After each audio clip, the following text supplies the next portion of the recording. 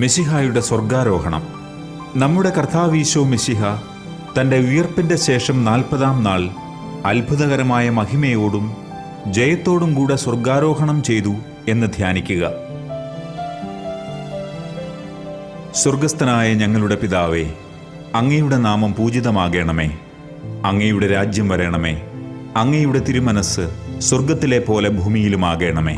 അന്നന്ന് വേണ്ട ആഹാരം ഇന്ന് ഞങ്ങൾക്ക് തരണമേ. ഞങ്ങളോട് തെറ്റ് ചെയ്യുന്നവരോട് ഞങ്ങൾ ക്ഷമിക്കുന്നത് പോലെ ഞങ്ങളുടെ തെറ്റുകൾ ഞങ്ങളോട് ക്ഷമിക്കണമേ.